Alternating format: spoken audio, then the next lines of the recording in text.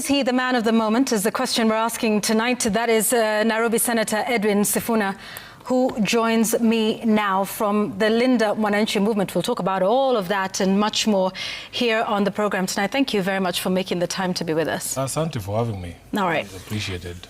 Good. I want us to start with what happened in Western Kenya. You know, a tour of sorts, and we'll talk about that tour and its significance and what it meant.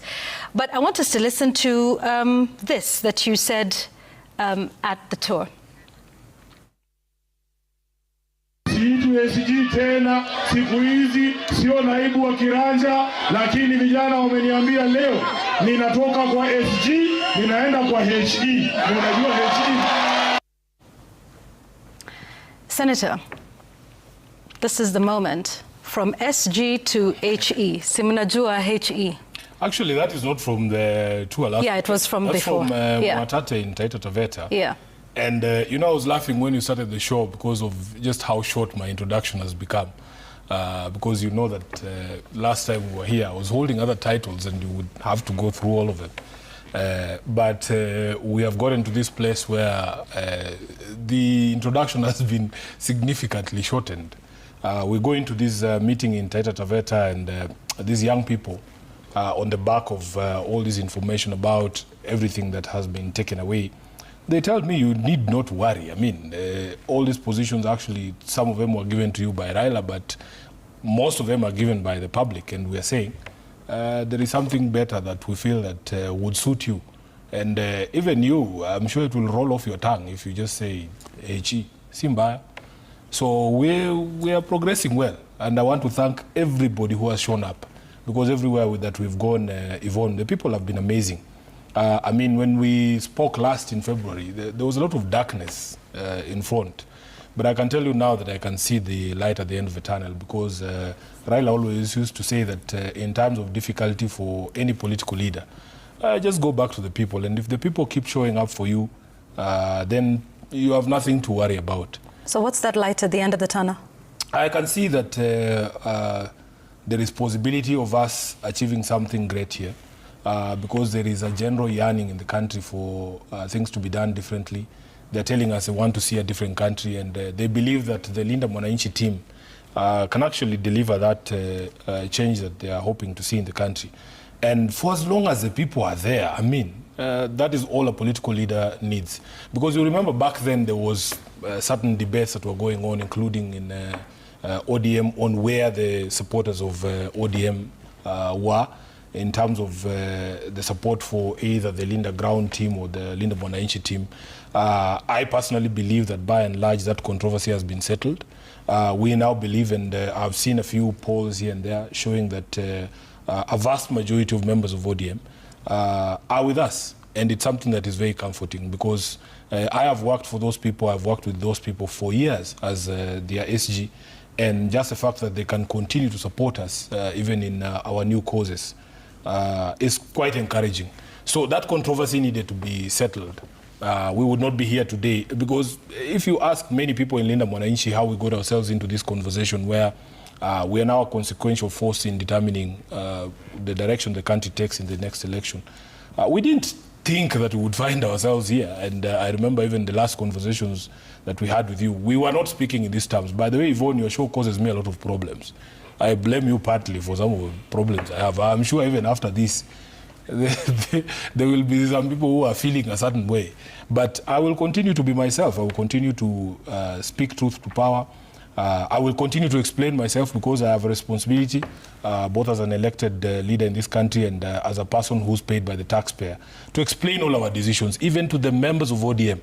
We have to explain to them every decision that we have taken, every effort that we have made to bring,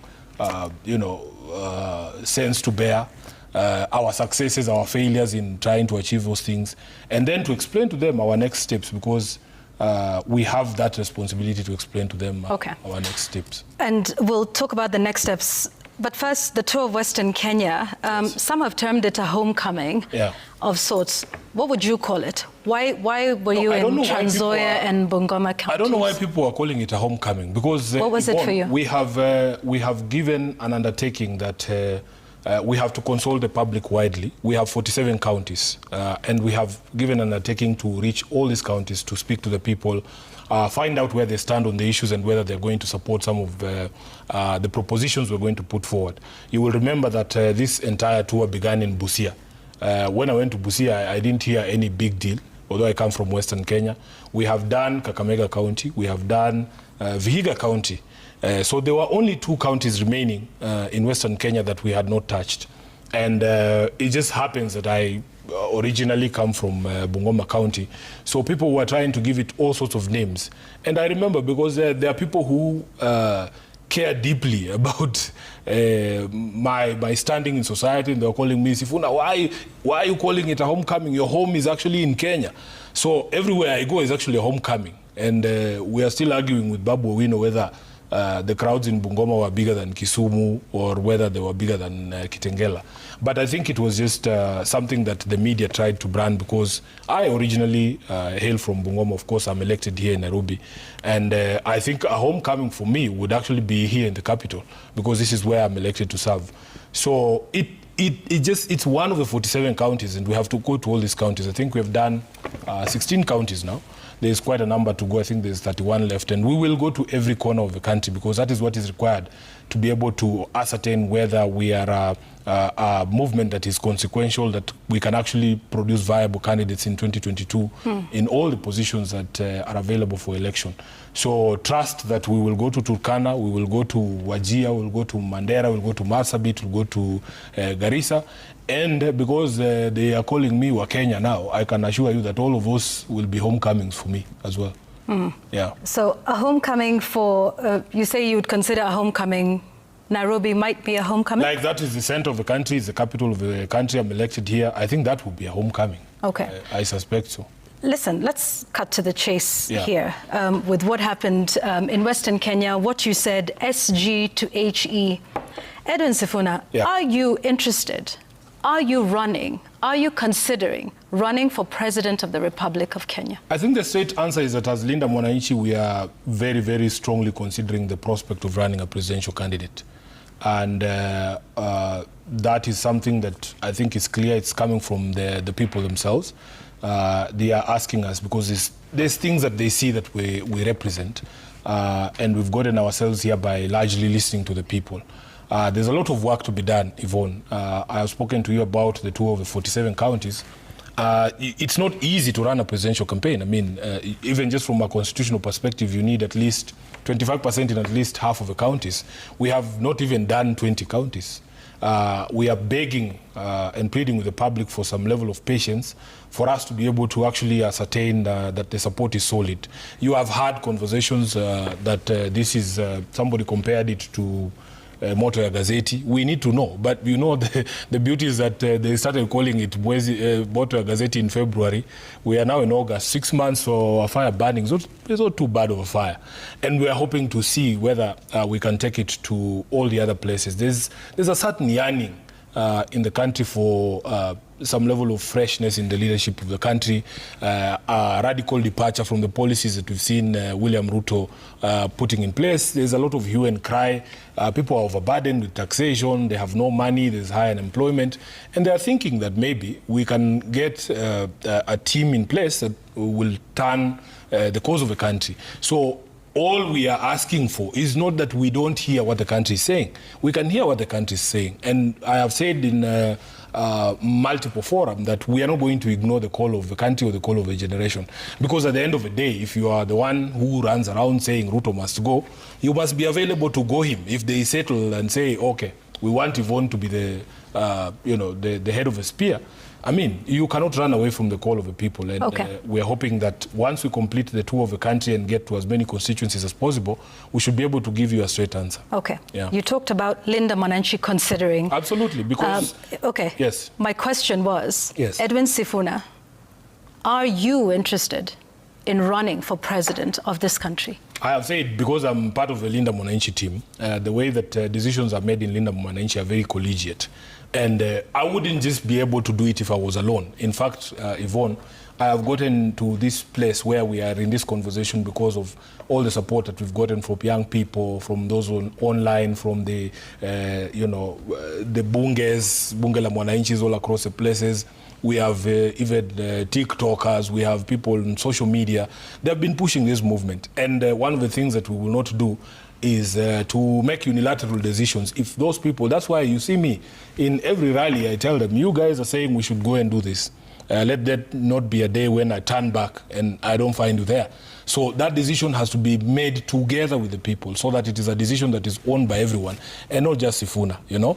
And I've tried to plead with people not to make this thing about Sifuna, because at the end of the day, we need to rescue this country. It could be any one of us. Okay. You know? However, at the rallies, yes, it is mimi ndio Sifuna, sisi ndio Sifuna. Yes, absolutely. So by and large, even when it is a Linda Mwananchi rally, you are seen as the leader of it, the figurehead of it. I understand that, but I'm saying all those people who are calling themselves Sifunas can be president. There's no bigger Sifuna amongst all the Sifunas in the country. And if they asked you to run for president? That's why I'm saying we should make that decision together. Okay. And if that decision is made, what I know is, and they say run for president, is that something you would want, you would do? I've told them, for as long as I don't turn back and find you guys have disappeared. And that's why you see me asking them, Mona ni chocha? Diboto ya gazeti? Then they say no. So let's see, because we have a lot of work to do in order to have a viable candidature, in order to have a viable campaign. But I am not one to run away. You know that. You've known me all these years. There's no day a responsibility will be placed to me or a call will be made to me and then I run away. We have to answer the call of the country. We have to answer the call of our generation.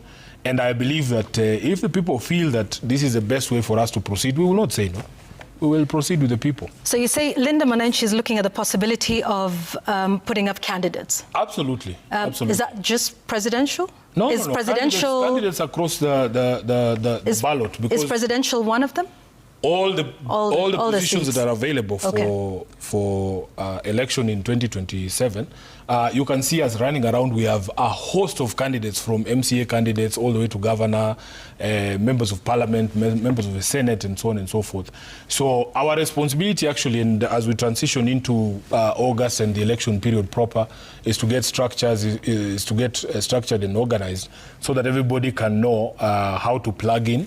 Because as it is right now, Linda Mwananchi still remains just a movement of the people, and people would want to know the sort of structure that it will take and how they can plug in, if they wanted to be volunteers, if they wanted to donate, if they wanted to run, to vie, to be members, and so on and so forth. So I think that is the period that we're getting into, and you will see a lot of movement to other direction in the coming months. Yes, so I'd like us to talk about that, Linda Mwananchi. Yeah. For now, it is a movement? Yep. Party? No, it's a movement. I mean, is there a future of it being a party? On what platform, for instance? Yeah, so you have seen that Linda Mwananchi has drawn its membership from across the political divide. Amongst the founder members of Linda Mwananchi are members of the Wiper Party. We have members from other political parties who have said that they identify with the movement. At some point, and we can feel the pressure from the public and from the aspirants as well, and everybody who's invested in Linda Mwananchi, to get organized, because it is clear, they say in Swahili, akufukuzae hakuambii toka.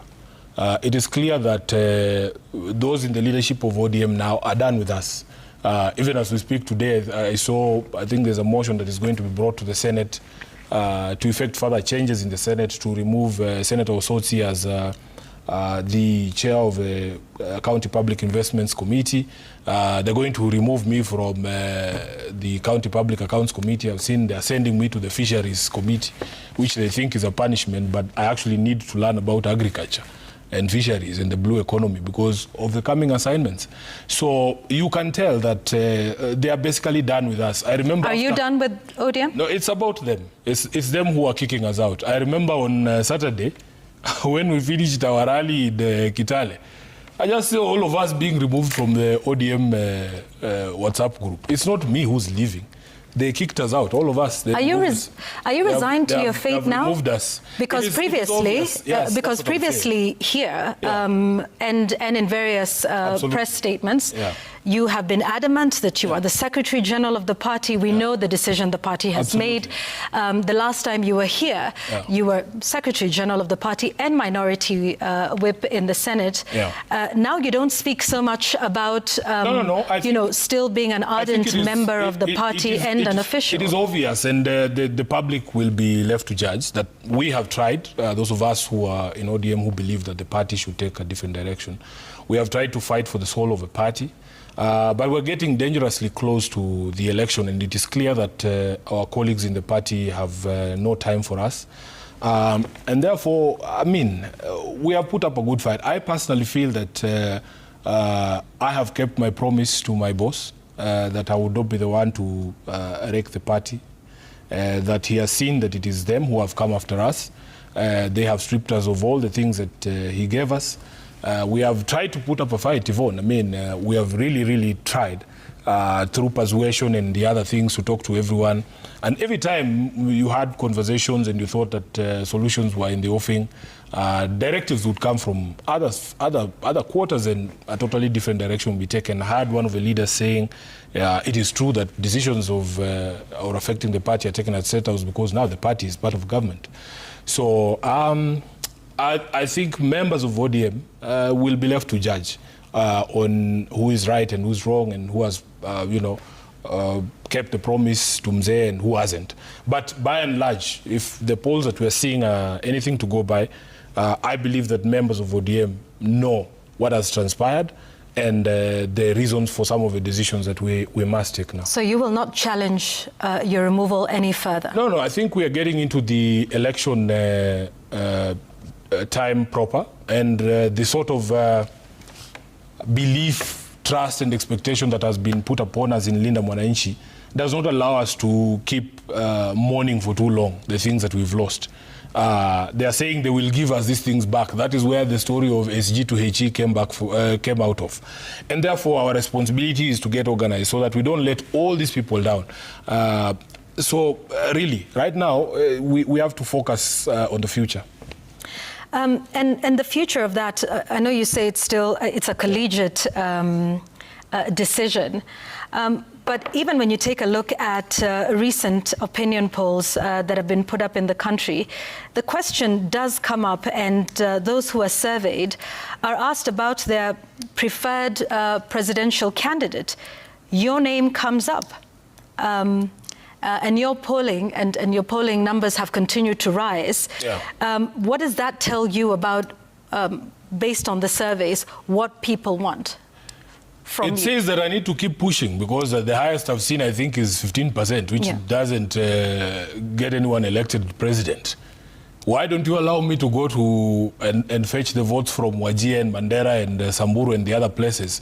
And when I see my numbers near 50% plus one, then maybe you can ask me that question. And Yvonne, if I was going to run for president, do you really think I would announce it at night on a show like this? That is something that you do in broad daylight. You know where we come from. What's wrong with a show like this? No, there's nothing. It's at night, surely. You call people in broad daylight and you say, now I'm ready. There's something going on in Bungoma right now. Is that circumcision season? You'll never do those things in the dark. You call everyone there and you stand there and the deed is done, So just be patient. I think you understand that we have to gauge the public sentiment even further. We have to put in place certain things. I am very happy, like the sort of support that has come our way. It's just been humbling, Yvonne, Like even when they throw jibes at us and say, oh, you people have no money, you go to a market like Kiminini and there's an old woman there who's giving you an old 50 shilling note. You can tell that 50 shilling note has done the rounds in that market. And especially knowing like the sort of economic situation that people are in, just what it takes to make even a sale at community market, for somebody to stand up and give you 50 shillings and say, we will finance your campaign, it's been quite amazing. We have seen a lot of support on the pay bill, people just sending us 10 shillings. Do you know how many 10 shillings you need to get 6.5 million shillings in 3 days? It's not a joke. So I want to take this opportunity to just appreciate Kenyans demonstrating that this thing can be done. It doesn't matter what sort of handicap people think that you have. It is possible for a people-driven campaign to actually succeed. And we are hoping that we will not let them down. Okay. And that is why we continue to request that you allow us to do everything that is required to make sure that when we make that pronouncement, it is something that is actually going to hold water. Yeah. I just want to get your thoughts a little further on this polling, because the latest one from TIFA puts you at 15% popularity for a presidential race, and that's risen from 10%. Yeah. In contrast, persons like Kalonzo Musyoka of Wiper, who have been around a little longer than you have, yeah, going down to 13%. I think Matiang'i of Jubilee at about 14%. Others like Rigathi Gachagua at 7%. You know, what are your thoughts about being pitted alongside these persons, including sitting President William Ruto, who's polling at 24%, where support has grown consistently but stagnated based on the TIFA polls. Yeah. So you're polling with all of these people, some of whom have expressed interest in the presidency, some of those who are sitting on the seat. Your thoughts around what those numbers tell you? So maybe three things, and this is why I'm telling you that what people are looking for is not a declaration, because there's multiple people who have declared who are not showing up on those polls. So it tells you that Kenyans are not looking for a declaration. I have tried to explain that the mind is a very powerful, thing, that if people don't see you in an office, it doesn't matter how many times you say you want to be in that office. The mind will just reject the entire notion. So it is not the pronouncement. And people need to see you in that office. And how do they see you in that office? It is, how have we gotten ourselves into this conversation? What have we been doing the past 6 months or so when we were nowhere to showing up in the polls? Secondly, and most importantly, when you have an incumbent who's running below 30% in terms of his approval and the support that he has, it tells you that he's in trouble. He's in a lot of trouble. And if you put together all the support of the opposition, you see that it is possible, if the opposition were to present a united front, to actually have a new government in place in 12 months. So, which is why we in Linda Mwananchi are more focused about those conversations of unity, making sure that we present a formidable candidate against President William Ruto. Those permutations will change from time to time, because they say that an opinion poll is just a barometer of a moment in time. It changes every time. And this is just one pollster. I'm sure that if there was another pollster, the numbers would be different. You'll find different numbers from InfoTrack and the others, and from TIFA and the others. So it is not something to dwell on. What we want is to put in the hard work. Just put in the hard work, reach as many people as possible, try and explain to them this new offering, that things can actually be done differently in our country, and that there are higher aspirations than just some of these things that we hear people talking about, roads and stadiums and so on and so forth. Because when we talk to the people, they are explaining to us that, Sifuna, we want a country that actually lives to the ideals and the values in our constitution. They want a government that is run on values. Any of these governments can do these things that we speak about. But when you increasingly hear and listen to the people in government, their proposition seems to be that for as long as I've built you roads, it doesn't matter how I've treated you. And the people are saying no. The people are saying no, that human rights, democracy, these things are important to them. In fact, they are higher in their pecking order to some of these things that William Ruto likes to front load, like markets and roads. So we have to put in the work. I have said here on this show that nobody thinks, or in Linda Mwananchi, nobody thinks that it's going to be easy. We have to put in the work. We have to persuade people. Tomorrow we have a meeting with a team of our experts who is going to start preparing a platform, because Kenyans are increasingly saying, Sifuna, we all are on the same page that Ruto needs to go, and these are the reasons why we are saying he must go. These are the things he did to get us here. What sort of country do we wake up to after we've kicked him out? Because Yvonne, the sense of unease and impatience that I feel, especially amongst the young people, even if we were to succeed to gain power in this country, we are not going to have the luxury of time. People want to see immediate changes. You've had the story there of Margaret Nyakango, the control of budget, saying our borrowing is getting out of hand. We're dealing with 13 trillion shillings in debt. And there is no other way. We need to have a team in power that will immediately cut government spending so that we are able to deal with the question of taxation in the next financial year. So there are serious conversations to be had. I want you people to move away from this fascination of who's going to be number one and who's going to be number two. No. That's not it.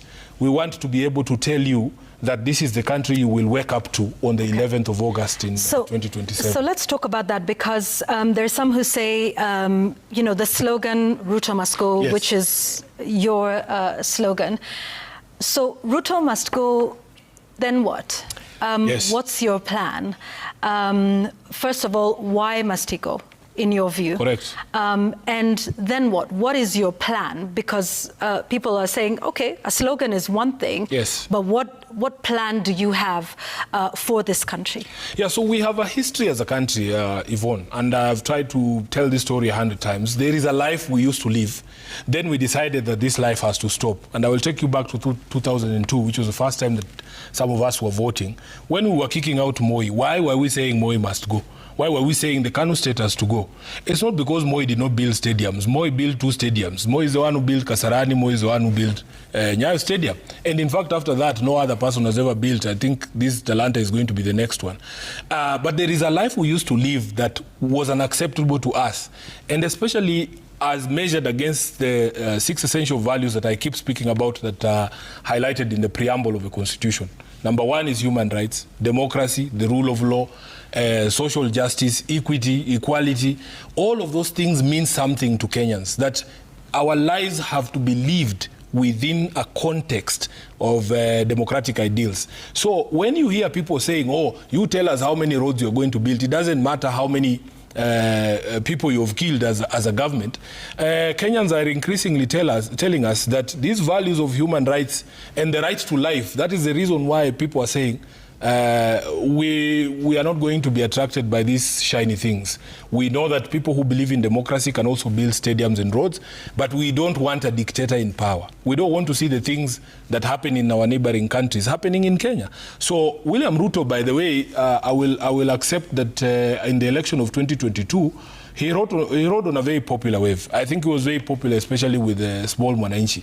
Then you have to ask him, how did he lose all of that support? What are the things that he did? First of all, you get in and power gets to your head and you become very obstinate, that you refuse to listen to the people. There is a value under Article 10 which talks about public participation. We are servants of the people, Yvonne. You have to listen to the people. If the people tell you that they don't want something, you don't force it upon them just because you are in power.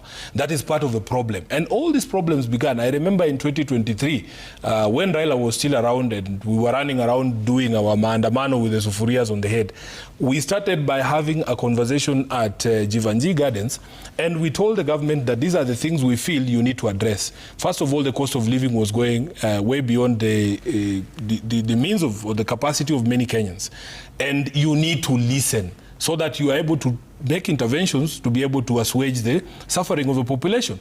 What were we met with? Instead of listening to us, we were met with tear gas and bullets in the streets, and we lost a lot of lives back then.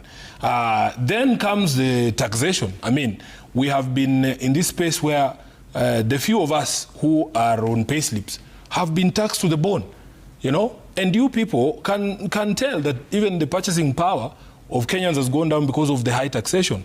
And what are these taxes going to?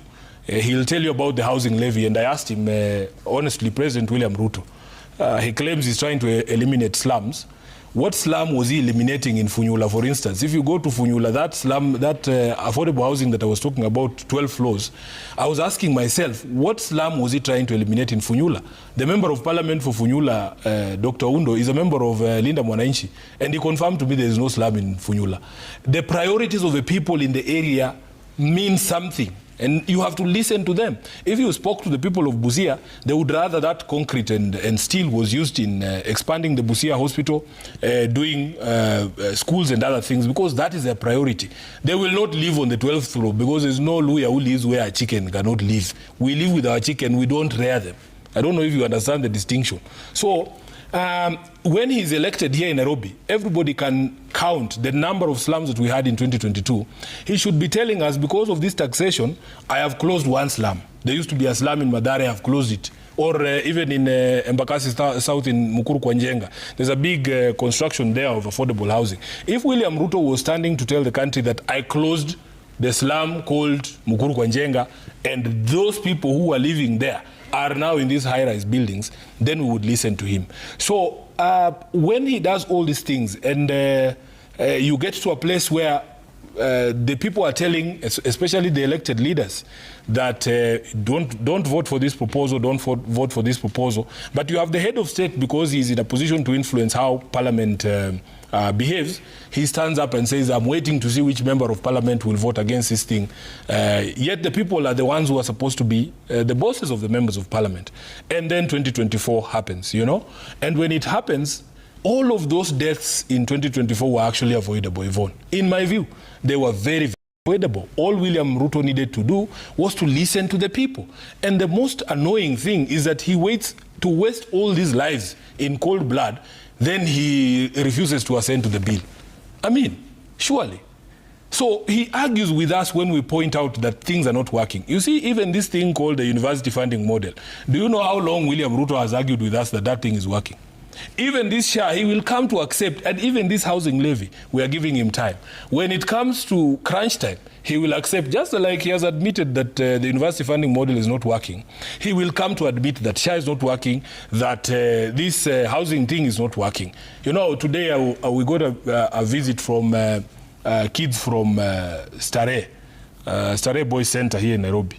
And we were discussing with them and just wondering, like, even this university funding model, if William Ruto wanted to have a system that actually accurately identifies the most needy students and to support them, all he needs to do is to go to Starehe Center. He didn't have to play around with the lives of these kids the way he has done. Okay. And finally, on that point, you know, he comes around and says, okay, now we are going to change the funding system. But do you know, there are lives that have already been ruined, Yvonne. In the 3 years that he was experimenting with his funding model, there's people who have actually irredeemably been affected, and they might never recover those years that have been lost. So you've talked about the issues you have with the current regime.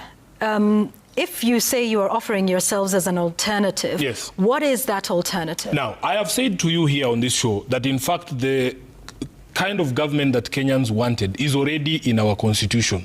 Because of the history that we have suffered, Kenyans want a very specific government. One that is based on the essential values of human rights, equality, freedom, democracy, social justice, and the rule of law. These are not abstract concepts, Yvonne. You see, I give the example, for instance, if you are a country that is governed by rule of law, there is investor confidence. And I want young people to understand that it is the private sector that invests and then creates jobs for all of us. I have given examples of this institution here, where we are, Royal Media. When SK Macharia was trying to start this media house during Moi's time, you remember all the tribulations that he went through. There was times when his licenses would be suspended. They would come and raid the facility and take away equipment and so on and so forth. If you were to ask Yvonne, how many people work at Royal Media Services, for instance, all your radio stations, all your TV stations, and then how many families, directly or indirectly, are actually involved in this entire operation called Royal Media Services? So the rule of law is such that SK Macharia knows that he can invest his money in this business. He knows that the government is a licensor. If he has a problem with the licensor, for instance, the government cancels the license for Royal Media Services, he can go to a court that will actually give him a fair hearing. And if the court determines against the government, he should know that the government will obey that order. But we are in a situation where William Ruto runs the country by the so-called Mambo ni Matatu rules. So 1,001 cases here. You are told, okay, you have won the case in court, but tutakutana na wewe kwa ground. You have situations where nobody knows what the sanctity of title means anymore.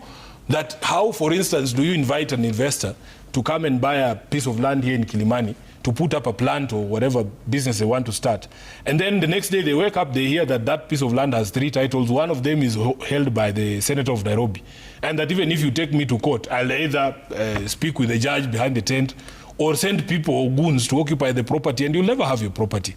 So I need to understand that investors look at some of these things, which is why sometimes when you see these investment contracts, when it comes to dispute resolution, they take them to arbitration in London. Why? Because they don't trust your judicial system. They're not going to put money here. Secondly, Yvonne, corruption is such a big problem for job creation that you have these investors complaining that before you even break ground on your project, you have everybody from the area chief to the MCA, to the MP, to the senator, all the way to the president hassling you for either a direct bribe or a piece of the shares of the business, and that you're not going to be able to do business if you don't accede to that request. So if we do away with all these things and we create an even playing field so that nobody feels like they have to give the president a piece of their business for them to invest in Kenya, we will create more jobs for our young people. So it's easy to say, yeah, we'll do away with corruption and this is what we're going to do. How would you, in a way that you feel is not being done today? Yeah, so because the vibe that is coming from the top, you know, they say, and I'll take you back to 2002, you know, the person you elect sends a certain signal as to the things we are going to tolerate and the things we are no longer going to tolerate. So when Kibaki gets elected in 2002, he never issued a decree saying that if you see a police officer receiving or asking for a bribe from your matatu driver, you should arrest them. Kenyans were doing it on themselves. And in the converse, if everybody knows that Sifuna as president has a cut in this airport deal himself, what stops me from also asking for my cut, you know? So there is a vibe that comes from the person who's at the top, that certain things are no longer going to be tolerated, and the team that he assembles to be able to deliver that dream, which is simply not the case right now. And do you have that vibe? I believe that, you know, people can tell. The people can tell because our histories are there. I saw some people saying that I have a very small house, that I should have a bigger house because I'm the senator of Nairobi. They have called me the poorest senator from Nairobi. If I wanted personal enrichment, I could actually do it. I will tell you the story of how Tomboya Social Hall was about to be grabbed one time. And they come and tell you, oh, Sifuna kuna kiwanja tunataka kupiga hapa. And it is good money. It's not bad money. And I tell them, those things me I'm not doing. And then I take the question of Tomboya Social Hall to the Senate. And I call the CS for lands there, Alice Wahome. And to her credit, she comes and cancels that title that was given to the private developer who took over Tomboya Social Hall. So it depends on everyone's disposition. You know, we are raised differently. Some of us, where we come from, if you steal someone's chicken, it's a big problem. But then there's people who actually are regarded as heroes if they come and raid your kraal and take all your cows home. So we are socialized differently. Yeah, but socialization is one thing, and I wouldn't want to speculate about how other people are raised or socialized, but it goes beyond that, doesn't it? It does. Some type of personal conviction. It does. What about you makes you a leader? What is it about your experience? And that's what I'm saying. Hang on a second. Yeah. You've heard some people say, well, what's your experience? Yeah. What is your background? Yeah. You know, what have you done? Yes. What's your portfolio? So tell us, if you are offering yourself as an alternative, what about you that makes you different from not just the incumbent, but everybody else? But that is for the public to judge, because you see, as an elected official in this country, there's somebody who has been in the public space for all this time. Our lives are out there. Our lives are an open book, and you can always judge. I don't want to be like the person blowing my own trumpet, and you can look at someone's history. I remember in 2000. No, but beyond blowing your own trumpet. In 2022, when we were explaining to the country that a leopard does not change its spots, that the history of people determine how they are going to act in the future to a certain degree. If, for instance, your entire public life has been scandal-ridden, you have been found by a competent court of law to have grabbed Muteshi's land, for instance. There is questions about how you acquired your hotel in Langata, that used to be public land. How would people be shocked if you behave differently in office? They shouldn't be shocked. So our entire histories are there. And what is your history?